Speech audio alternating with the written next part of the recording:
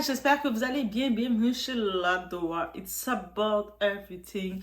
Et cette fois-ci, on y va dans un dossier qui avait été fermé, réouvert.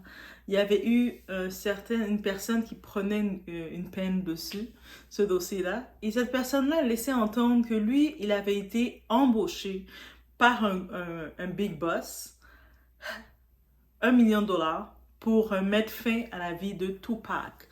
Notre fameux Tupac. Là, semblerait-il que Diddy qui se retrouve en prison, ça lui revient dessus. Ça lui revient dessus qu'il est la personne qui a commandité le tout.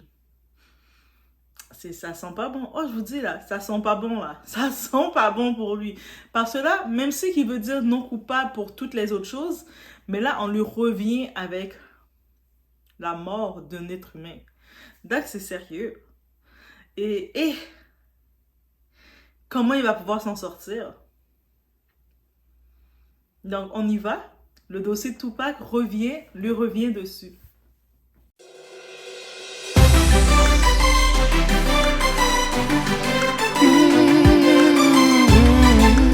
En 96, qui a eu la mort de Tupac. Tupac, une légende du hip-hop, qui est décédé en sortant de Las Vegas. À bord de son auto, il y avait Suge Knight qui était à bord.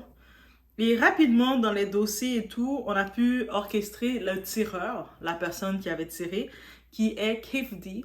Kef D, de son nom, c'est Dwayne Davis, qui est de Los Angeles. Et puis, c'est aussi un leader d'une gang. Donc, on l'avait envoyé. C'est quelqu'un qui l'avait donné un contrat à l'époque, en 96, $1 million, va mettre fin à la légende. La légende du hip-hop. Tu vas être marqué pour tout le restant de ta vie. Va faire ça. Là, c'est ça qu'il a. Toute sa vie, il est reconnu pour avoir mis fin à la vie de Tupac. Quand je vous dis le noir, des fois, on est l'ennemi du noir. C'est sûr d'être dit comme ça, c'est dur.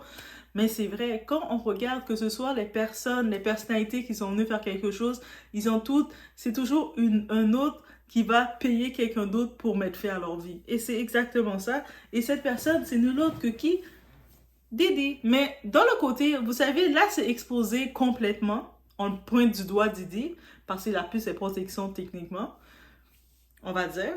Par contre, dans le monde du hip-hop, dans le monde underground, tout le monde était au courant que ça venait de lui, là. Tout le monde était au courant. On sait que Tupac avait eu une première tentative et à partir de là, il avait déjà commencé à dénoncer Diddy. Et Tupac n'avait pas la main dans sa poche. La main dans sa poche ou la bouche dans sa poche ou qu'est-ce qu'il avait dans sa poche, il ne l'avait pas. Donc, il s'exprime beaucoup. Des fois, l'énergie de Tupac joue un petit peu du Kanye West en lui. Le genre de personnes qui vont exposer les choses, qui vont parler sans limite. C'est un peu du Tupac.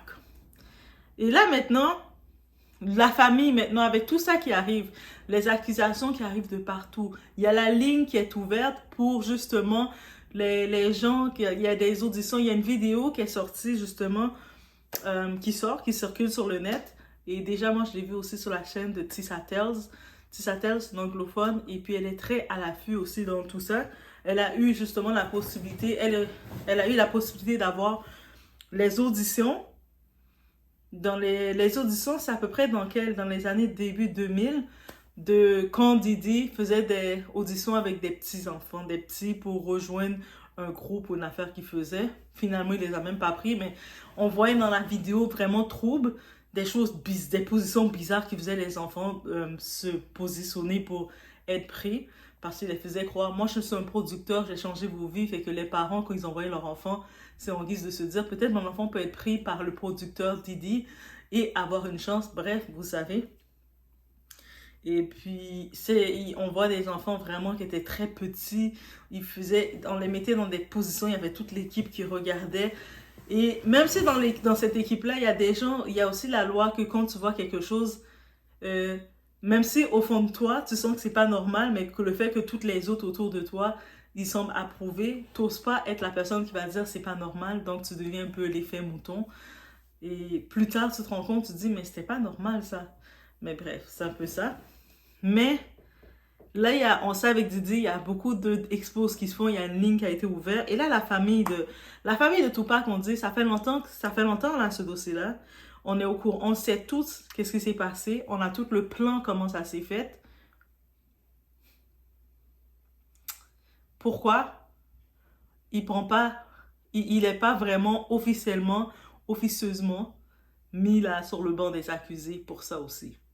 Et du côté de Didi, il accepte de dire non coupable pour tout ce qu'on l'accuse. Tout comportement avec tout le monde, tout ce qu'on l'accuse au-delà, il accepte. Il dit, moi, je suis non coupable. Laissez-moi tranquille. Et puis, il sait que ça va aller à un procès, il va devoir se justifier. Et à partir de là, il va pouvoir nommer des noms. Par contre, l'histoire de Tupac qu'on veut ressortir, ça le chauffe là. Il est comme... Oh.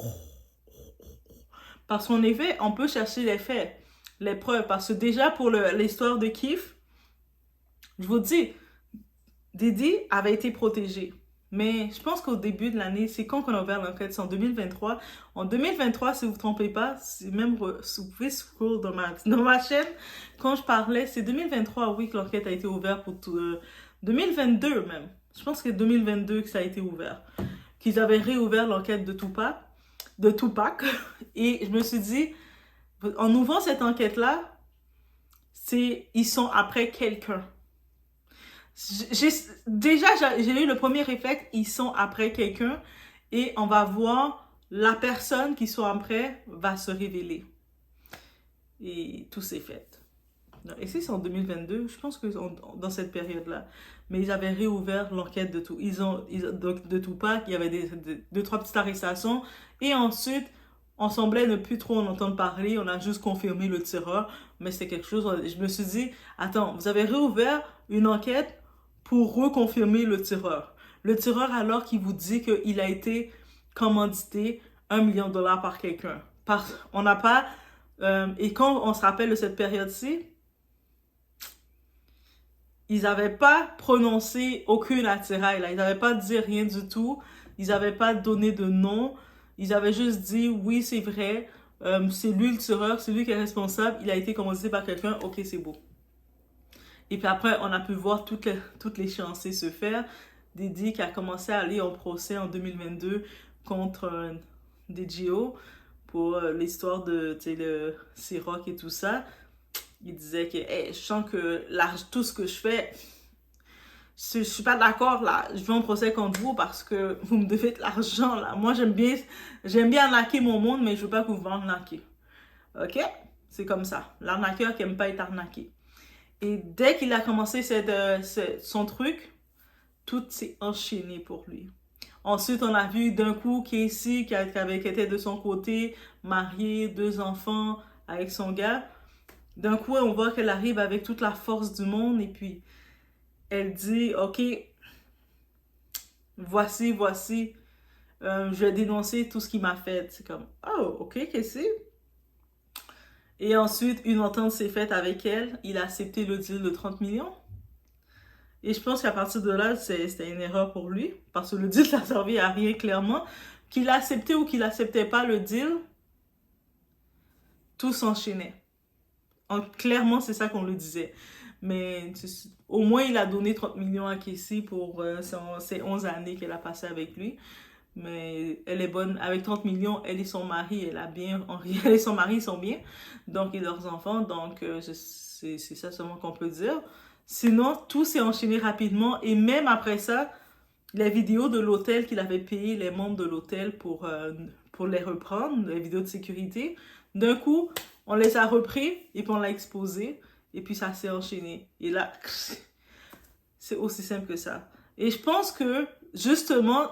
Même à ça, on peut pas non plus dire que Didi est innocent. Parce que le truc, même s'il aurait des problèmes avec les big boss savaient qu'il était justement, il avait du chaud sur les mains. Ses mains n'étaient pas propres. Donc, ça veut dire, c'est pour ça que sa chute s'est faite aussi grosse que ça. C'est ça qu'on dit peut-être le côté pas très fut-fut de sa part. Il faisait ses activités bizarres, complexes.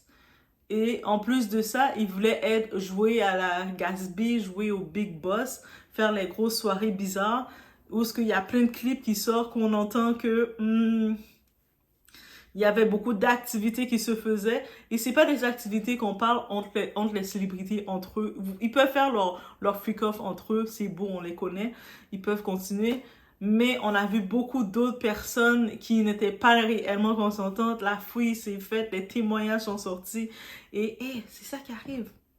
C'est ça qui arrive. Et puis ça, c'est vraiment une leçon pour n'importe qui veut monter ou être la prochaine marionnette de l'élite. Il faut savoir une chose, l'élite, quand vous êtes la marionnette, ils vont s'assurer de mettre en avant vos addictions ou de créer des addictions chez vous. Ils vont le mettre en avant, ils vont sembler pendant des années montrer que c'est normal. Et puis en même temps, pour eux, ça fait des preuves contre vous quand ils veulent tout vous retirer. Parce qu'ils vont finir par tout vous retirer. Tout ce que vous pensez avoir, ils vont vous montrer que ce n'était que des illusions. Et c'est ça qui lui est arrivé. Il est rentré dans l'élite, il faisait tous ces trucs bizarres, il manipulait le monde, il faisait du mal à beaucoup de gens. Et il a fait des coups, il était supporté. Parce qu'il était encore une marionnette qu'ils aimaient bien. Rapidement, ils voient que ça ne sert plus à rien, mais qu'est-ce qu'ils font? C'est terminé. C'est terminé et rapidement, récemment, qui qu'on voit qui vient de faire la célébration de sa nouvelle marque de whisky? Qui qu'on voit récemment qui venait d'ajouter son Power Move, qu'il a acheté, il est prestataire, propriétaire d'une affaire de champagne parce que tout d'un coup, il aime tellement le champagne que bien sûr qu'il doit avoir une acquisition dans ça. Dans ce milieu, il n'y a pas d'amis. Hein. Je vous dis, il n'y a pas d'amis dans ce milieu. Donc, tout ce qu'on voit qui lui arrive, c'était sa prédestination, il était destiné à ça. Mais on regarde et derrière, on commence à comprendre qu'il y a peut-être quelqu'un qui le voit, qui avançait trop vite. Et puis, il avançait peut-être n'importe comment quand il avançait. Il a voulu donc se débarrasser de lui et prendre sa place. Ou peut-être une couple de personnes. Un couple? Est-ce qu'on va dire le nom? Non, on va vous laisser dire le nom dans les commentaires. Mais maintenant, c'est ça, une charge en plus qui s'ajoute contre notre ami Didi. Ça finit plus avec lui, là. Lui, il sait plus quoi dire, il sait plus quoi faire, là. Il y a déjà les 120 qui sont ajoutés. Il y a la ligne d'écoute qui reçoit d'autres trucs. Ils sont encore en train... Dites-vous que c'est près d'une vingtaine, près de même une trentaine d'années de vidéos, même une vingtaine de vidéos. De vidéos quand il était dans ses maisons à Los Angeles et Miami. Dites-vous, c'est des vingtaines d'années de visionnage. C'est-à-dire qu'ils sont encore en train, je suis sûre, de visionner. Moi, j'aurais bien voulu être là, en train de travailler pour visionner avec eux. Malheureusement, c'est spécifique, c'est une équipe spécifique qui doit vérifier. Et là, les détails commencent. C'est pour ça qu'on voit les détails sortent au compte-gouttes. Mais par contre, derrière le tout, tu peux pas penser que tu faisais, encore une fois, comme je le disais, tu peux pas penser que tu faisais autant du mal à autant de gens.